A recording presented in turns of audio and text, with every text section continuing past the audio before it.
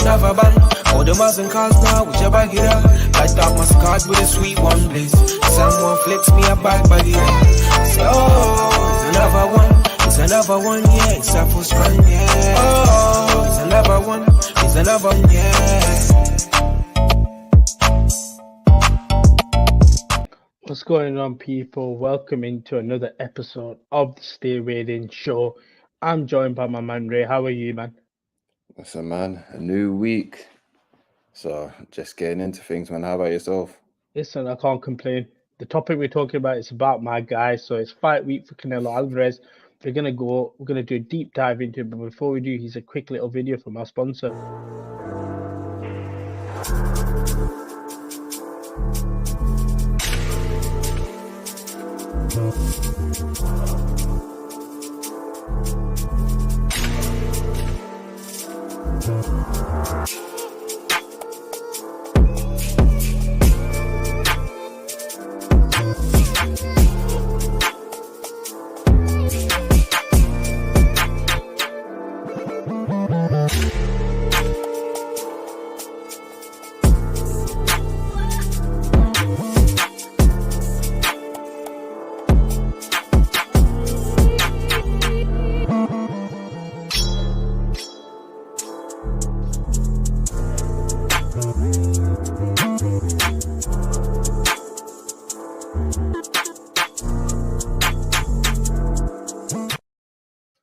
As you can see there, D-Rock clothing, iBoxingHub 24. Get yourself 40% off. With that being said, let's talk about him. Canelo Alvarez is back in action. It's his date. It's against Edgar Berlanga. Talk to me straight away. How has Eddie Hearn managed to pull this off? He has somehow got, you know what? Kudos to Eddie, because he played the long game. Because I remember when he first signed Berlanga, I was just like, what the hell is this about? Berlanga had looked terrible. You know, he hit a snag at Top Rank where they were giving him a step up in competition, and then he just wasn't looking as impressive as he had been against earlier competition that weren't as strong. And then I think people just saw through the whole, marketing that came before with Berlanga.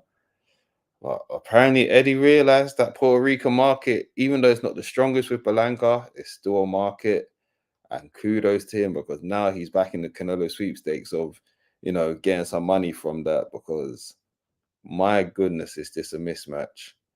Berlanga's not shown nothing too impressive to I don't even know how he got up the rankings to be made into a mandatory, to be fair.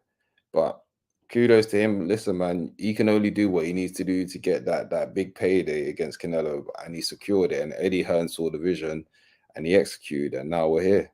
Do you know what it was? I still remember this. I think this was when Munguia was basically confirmed. This might have been in April, I want to say. Yeah. And I pushed Eddie on it. I said, look, Munguia's confirmed. Can we expect to see Berlanga in September? And he was a bit hush about it, but he said, look, I'll 100% push that fight. Of course. Because it was just so, as you said, he's not done anything, but what resonated was, and we'll talk about the division, his last fight, he did end up getting a finish. Just like Munguia ended up getting a finish against Ryder, and the fact that there's a lack of actual competition, it just kind of elevates them forward. And I think that's kind of what gave him the shot. Plus, also, like I said, the Puerto Rico, Mexico little rivalry there, you can sell it, especially on the weekend that it is. But in terms of upsetting the odds, like you said, for me, Canelo Alvarez is the greatest 168 fighter of all time. He's the greatest of all time in general. But what can Berlanga do to make this competitive? And again, we talked about what it did for Bivol when he was able to beat Canelo. We are not comparing. I know we're not. No, hear me out. Let me land. If he was to do the impossible and somehow win, is this going to be the greatest victory we will probably see, or greatest upset we'll see as boxing fans? It will be up there. It will be up there with, like, I was about to insult Timothy Bradley, but let me not do that. It will be greater than Timothy Ruiz Bradley Joshua? Pacquiao. Because Ruiz was more of a case of Ruiz had fought at world level and had arguably should have beaten Joseph Parker. So it was kind of like Ruiz has shown that he belongs there. Whereas I was gonna make the comparison of when Timothy Bradley beat Pacquiao, but similar thing. But Timothy Bradley has shown he was world level at the time. So even though it was an unfortunate decision, it wasn't. It was a shock, but it was just like it doesn't look as bad because, like I said, Timothy Bradley is world level. If Berlanga was to win, it looked crazy because his last victory wasn't, people weren't really paying attention to it. Before that, he could come off a lot of decisions. Like when they Top Rank tried to, carefully bring him along by making him face one of Triple G's former opponents. And then I think I forgot his name, but the mission was basically like, let's make him look good by beating one of the guys that Steve Rolls, I believe. It's like, let's make him look good by beating Steve Rolls decisively, and he didn't. And then it was kind of just like, oh wow. Then they gave him, I believe, 2 more fights with Top Rank, and then it became a thing of, yeah. And then it was just like, he may not be the guy who we thought he was. And so now, if he was to get a victory over Canelo, kudos to him. I think, listen, he seems delusional, but what I've realized with fighters, you have to be delusional to make it big sometimes. So let's see. That delusion might be able to get him to upset the status quo right now.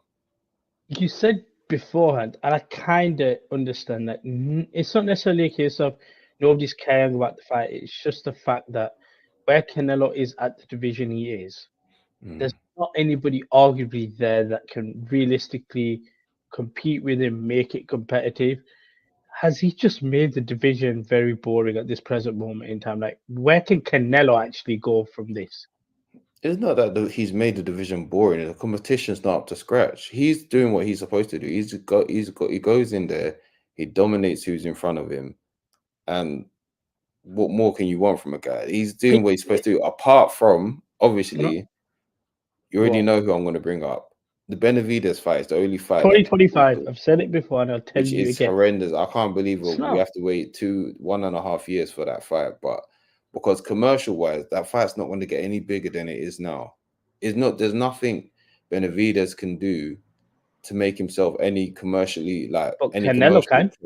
Canelo can. He can't against who? I tell you what Canelo being Berlanga is not going to do nothing for Canelo commercial-wise. What he can do is after the fight, he can put this. If he ever did, but he will never do it because it's not Canelo's style. It's not Canelo's style because he's the one that's being chased. Oh, so he never want to flip. If he did any form of call the mental gymnastics you're doing for him is crazy. If he ever did any call out, it elevates the fight. But as I've always said, when it comes to Benavidez in 2025, we will see that particular fight. I can book it, bank it, bet it, whatever you want to say. Because I think that's where Canelo will look to think, okay, realistically, there's nobody at 168. Not that there is right now, or there has been since he became undisputed, but I just feel like we will get that in 2025 personally. At this point, it's just like, there's a shrug of the shoulders. This should have been Benavidez. This should have been a Benavidez fight. Let's be honest. This should have been a Benavidez fight. What is the point in making it wait a year? There's no, especially at the fact that you was just saying a minute ago about how where the division is it still, etc., etc. This is why it's still, because Benavidez was the guy that he needed to fight to make it exciting again. That's the truth. That's not to say that Benavidez is the guy to beat him, but Benavidez was the guy to get enough hype behind him to make it exciting. So the fact that we are now having to wait another year, saying, wait until 2025. And guess what? What happens if this is the fight that is the banana peel that Canelo slips on? This against Berlanga? Yeah, listen, if it is, as much as I ruled out Berlanga, at the end of the day, I've watched enough combat sports to know that there comes times when the guy on top slips up because they've got so used to winning that they're not as alert as they used to be. and something freakish happens. I'll be honest I with don't you. think it will happen, but I'm saying there's a possibility. So if that happens, and those that have tuned in have just seen one of the greatest upsets in boxing history, and if anything, we all go happy, and we were literally watching something that we never expected, so we are happy. So yeah, So if the that Benavides happens, would have to actually wait a year because instead of the May but he card, doesn't need that fight then all of a sudden because the banana peel, the little slip, he does. Benavides, He would. he won't push it as much then. No, Actually, no, actually, let me flip that. I think we will get that 100% in May then, because then Benavides will do his call out. Canelo will like, do you know what? I may have slipped up. Let me run it against you. I'm gonna run it at 175 if you want no. to as well. This is what will happen if Canelo was to ever lose this fight. He absolutely has a rematch clause to Yeah, get 100%. exactly. So it'll be in May. Furthermore, there's no way Belanga will let go. You think Belanga wins and doesn't want a rematch? Belanga knows that if I win this, that rematch will do numbers. That will be the match that will get Canelo's numbers up. But remember what I said to you. We're getting it in 2025. I never said if we're getting it in May or September. No, that's what I'm saying. But wait until September. Why are we saying wait a whole nother year? Wasn't we saying that last year? No. I Yes, never we said was. that. I We were never said saying that. that. Who I've did he only beat said it last? this year. He beat Charlo last year, if I'm correct. Yeah, in September. September 2023. And after that, it was just like, all right, next year, Benavides, whether it be May or whether it be September. We are now in September 2024, and he's still not faced Benavides, who, like I said, commercial-wise, that is the only other competitor in that division that people recognize. Because other than, actual boxing fans, people don't recognize Belanga like that. Even people in boxing ain't turned on by Belanga like that. I don't think a lot of people are buying what Eddie Hearn is selling about his knockouts from the start, because we saw that, but then we've also seen 6 decision victories. So how can you then say that and then tell me about Belanga? I mean, so that Benavides needs to wait a year then? No, he doesn't necessarily need to wait a year, but I know what the plan will be.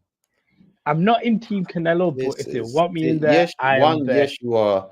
2, this has to be some of the nastiest I'm excuse telling you, making I've this is why ever heard. I've always said this. If a fight is going to be made, no matter when it's made, the public will always back it.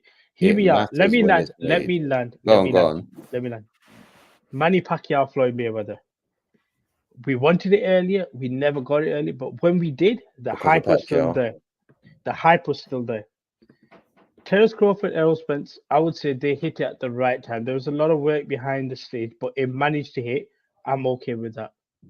Amir Khan, Kell Brook, it never happened in their prime, but when it did, everyone was excited about it. We are still waiting for Joshua Fury. If that happens in 25, none of those fine. fights are in comparison because, for example, AJ Fury is a circumstance of it could have happened, but Usyk threw a spanner into the work. Pacquiao Mayweather, the drug testing scandal. Errol Spence, Terence Crawford, it was more promotional politics, and it took for kudos to Errol Spence. It took for Errol Spence to go to his own promoter and say, "Stop the foolishness. Let's make this happen." What was the other fight that he said? Kell Brook and Khan.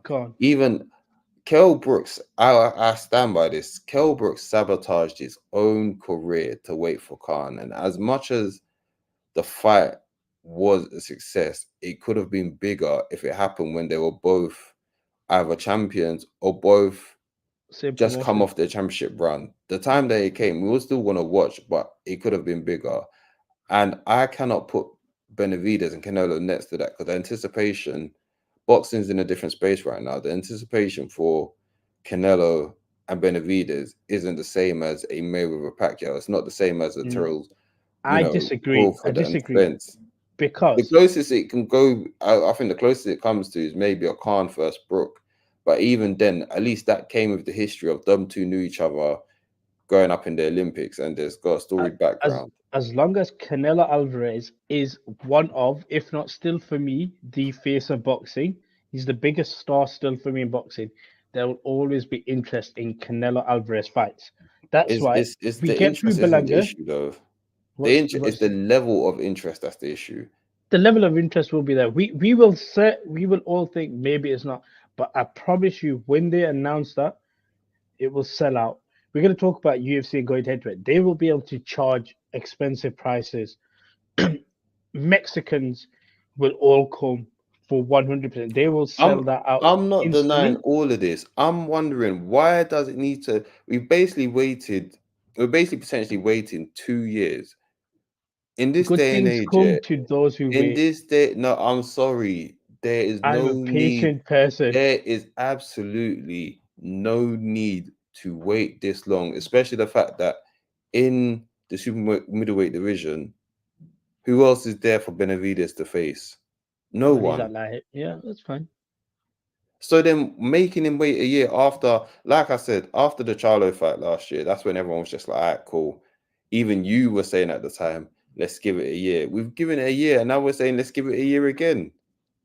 This is poor. This is Listen, horrible. This is you nasty. guys, I promise you, And when the and it fight makes me comes, sound like I'm not a Canelo fan because I am, and I've been tuning into Canelo fights since HBO days.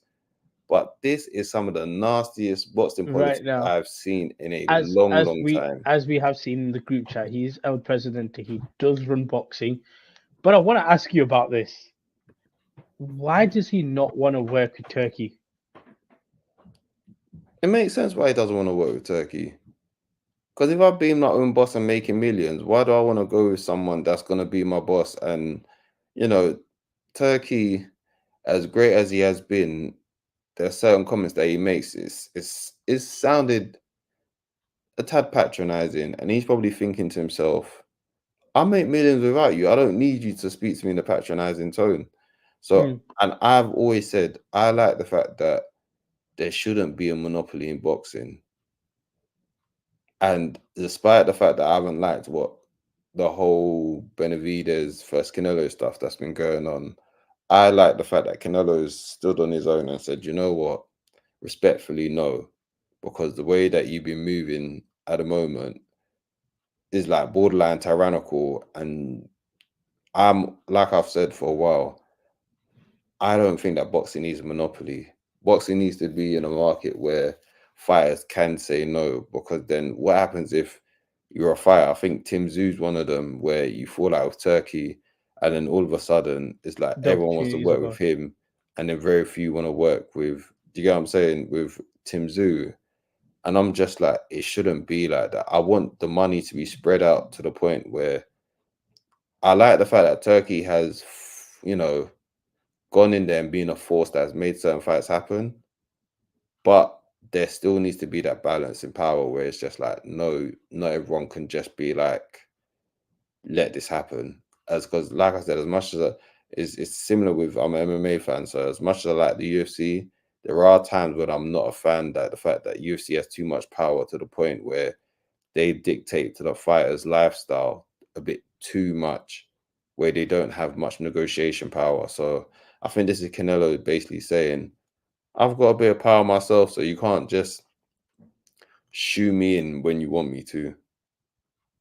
I was going to ask, you segued kind of perfectly into this because I think there's a bit of spite, a bit of pity. It's Mhm. going tat for tat, tit for tat.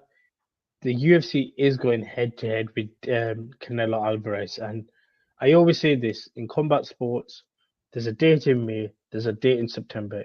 It's for one man across the entire world. It's designated for one specific man. When he's there, you don't want to do it, but they have gone ahead and obviously done the UFC Noche event at the Sphere. In terms of them doing it, what are they trying to prove? Because you don't do that date until you're trying to prove something when you go head to head with Canelo. It's obvious what they tried to prove. They thought that Canelo was weaker on that day because, like I said, the Berlanga fight isn't the one that everyone's been clamoring for.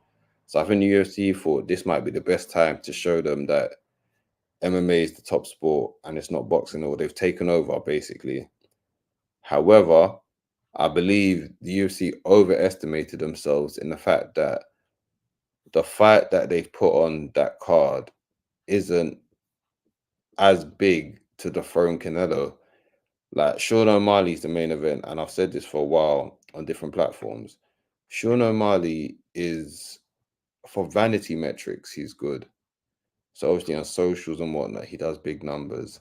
That doesn't always transfer into superstar status, whereas Canelo is like, one, don't get me wrong, he does good in the vanity metrics as well, but he is proven a pay-per-view star. Just because you've got the vanity metrics of social media doesn't mean that people are going to buy your stuff. It's the same way we see with musicians, where just because, you know, you got all this social media following, not everyone's still going to buy your music. And I feel like that's what the UFC had with Sean O'Malley. So it's a difficult one to see in terms of like. Do you think it outsells Canelo? Because I think it does, but I don't. Again, I say this to my brothers who are MMA fans more than boxing. It will outsell, but again, I believe, like you said, Canelo does a lot of stuff for free in Mexico. Mhm. His market is catered towards that North American market where the pay-per-view numbers may not necessarily be high because he's giving it basically away for free, whereas the UFC doesn't do that. It depends what in terms of what do you outsell, because pay-per-view wise, it could be neck and neck, but then Mm. in terms of live attendance and live gate, Canelo's won. They've sold it out. And UFC nurtures, people are saying that, the UFC outpriced themselves once again with like these high prices, which I'm actually happy for, because I feel like people need to be voting with their wallets some more. And it goes back to me to talking about the monopoly thing earlier on. There's a lot of the time when the UFC is taking a piss when it comes to pricing, and we've even said it here in the UK, like when they America's done worse, and when I thought we were bad, but oh America's no, way America's worse. worse, but I didn't realize. listen, there needs to be, I don't know, a reset per se in terms of when it comes to pricing of events, because the world's going, it's not just the UK, the world's going through a cost of living crisis, and you're charging like certain fees for events that don't warrant that. I'm not saying, I can't tell the UFC how to do business, because they've done success for themselves. They've, their valuation in value is crazy. However, what I do know as a consumer is that when you have events like UFC 300, yes, you can start charging crazy amount of money for the nosebleeds and such, because you've made the event such that this warrants it. Whereas some of the events they've done sometimes where it's just like, it's an arm and a leg, and you've given us like one good fight and the rest of the cards are not that great. And I feel like that's how people feel about the UFC nurtures, where it's just like that full card isn't worth paying the extortionate amount of money that they were charging.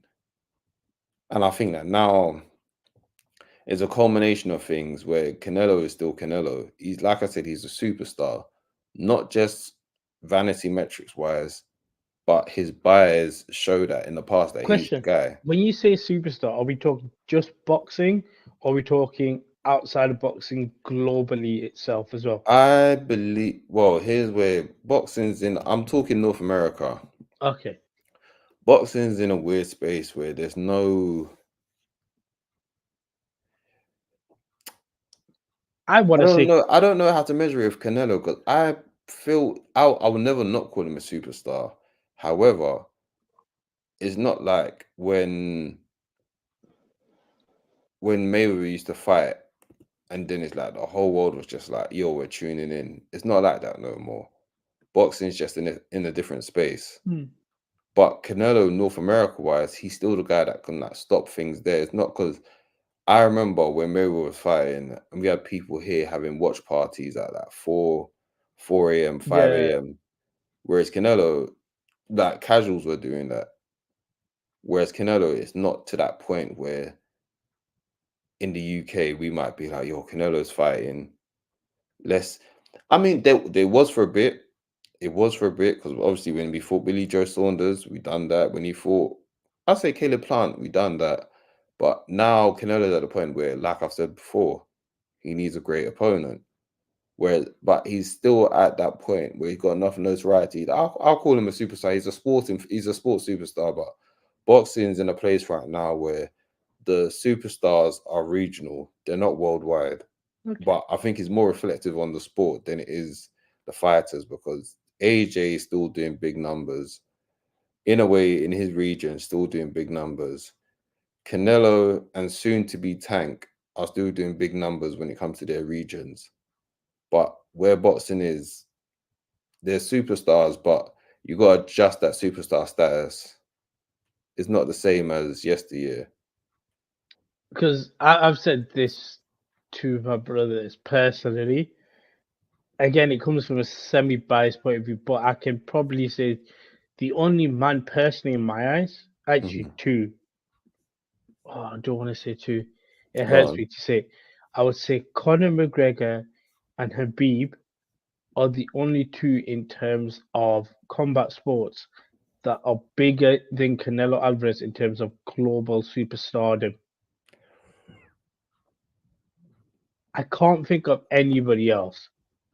It's a weird one because it's like I'll say Conor used to be, not Conor now. When Conor and Habib were at their peak, yes, that I agree with. Because when Conor and Habib were at their peak, and they done, I think, was it 2.1 or something like that? Yeah, those ridiculous numbers. Like those type of numbers. Yeah, that was peak. But even Connor's the one I hesitate. I stick with Habib, but I think his comes from because of the following he's got.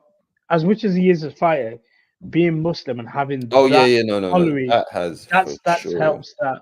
Yeah, But Connor was the one, yeah, I was hesitant on as well because I think he could go toe to toe with Canelo in terms of the global star and he myself. could at a certain point, but Conor is in a weird space where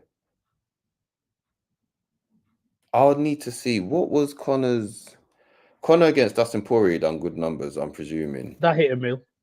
Yeah. But that's also because, as much as people may not want to give it credit, Poirier done his part in getting that up. Because depending on the numbers on the second Poirier fight, then I'd need to see. But in terms of like McGregor, he's in a weird space where people are still going to tune in to watch him only because he's made sporadic appearances. And obviously, his social media presence hasn't been the most positive. So it's like people like watching a car crash as much as they don't want to admit it. Whereas Canelo, it's kind of like he's kept himself clean, image-wise, all these years, despite boxing at the top level. So I think they're just in different spaces. But I also feel like the product that the UFC is more global at the moment. But is a very nuanced conversation of how they are back to back with each other. It's very nuanced. It's not as simple as, I don't think it's as simple as one's, it's not as simple as, this one's bigger than the other. Because at the end of the day, you can be bigger than the other, but then Canelo's still getting paid more fight-wise. I don't know any other deals outside of boxing, outside of just combat sports. I don't know. But in terms of just purely combat sports, Canelo's the cash cow out of them two. So then it's like, how do you measure who's bigger? Then obviously you got the pay-per-view buyers, but then Conor's pay-per-view buyers, his last fight was 2 years ago. So then I can't compare where they are now. But I also do think that Conor coming back will do numbers, but for different reasons outside of fighting. So it's a whole conundrum of things. Like, it's very nuanced. It would take a whole nother episode to break that down, and I don't even know if I got all the points that we would need to tackle it. I just want to wrap up then. In terms of this fight, Canelo's gone the distance for a very long time now. He dropped Munguia, but then I think in that fight, personally, he could have got the finish, but he let off. Are we at a point? Again, I can't say people are going to tune out because it is Canelo Alvarez, but are we at a point where just to keep a little bit, not necessarily excitement, but that about him where, okay, he can still finish people. Does he need a finish in this particular fight? Even though, again, it won't do a lot for him, but it'll just do something because we've seen Oscar De La Hoya say, I'm a head out to the UFC, watch the UFC, don't watch this. And Dana White saying, I ain't giving you tickets, bro. Like, I don't know why you could be sucking up to me. You're not getting nothing from me. He wasn't talking about it when Munguia was fighting. It was the biggest fight in the world and everything like that. But now that Belanga's fighting, all of a sudden don't tune in. But yeah, to that point, does he kind of need that finish now? He does and he doesn't. I think he just needs to be dominant because I think I can't speak on the wider public, but I can speak to myself. I've accepted he's in this twilight. He's not going to knock out people like he used to because, listen, man, father time is real. The body can only do so much, and he's never always been the biggest super middleweight. So yeah, he's had power, but it wasn't always like, you know, he was the biggest guy that was just knocking guys out. He weren't like, you know, your boy Deontay Wilder with the touch of death type of punches. Yeah. It's like, nice, he's got power, but it depends who it's against. Because even his last finish was what, Billy Joe Saunders? Did he fight Billy before Caleb? I want to say Caleb was the last one. Okay, fair enough. But Caleb, yeah, but it weren't like clean knockout. Like, it won't be like you said. He it's more of a I'm gonna slowly break you down. Okay, yeah, round like 6 plodding power. Yeah, yeah. But I think as long as he's dominant and he shows he's still got that killer instinct, because I think the Munguia fight was a combination of he shows he's still got a killer instinct, but he's also like, I don't need to get him out of it just as much. But we'll see. Like even like the John Ryder fight, his body slowed down a bit. So I think I'm just at that point. Like I said, he's in the twilight of his career, so I'm not expecting him to be to do much in terms of like finishing. I just need to see dominance, and then that'll be it. But yeah, listen, guys, we're gonna wrap up today's episode. We'll be back next week as always, and then we're also gonna have the big one with AJ Dubois as well. We'll recap obviously this particular fight. Hopefully, it does lead to Canelo Benavidez, which I do expect. I have promised everybody Canelo's not gonna let me down. I know it. We've never exchanged DMs, but I'm gonna DM him straight after the fight anyway. Hilarious. One of the things I do. But yeah, like, share, subscribe. iBoxingHub 24. Get yourself 40% off. Content coming out throughout the week as well. Ray, any final words? Listen, man. Stay weighed in. You see the socials. Holler at us. You know, let's get that engagement going, people.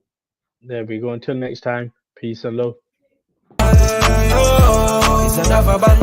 All the Muslim cars now, whichever get up. Light up my scars with a sweet one blaze. Someone flicks me a back by the end. Say, oh, it's another one. It's another one, yeah. It's a full strand, yeah. Oh, it's another one. It's another one, yeah.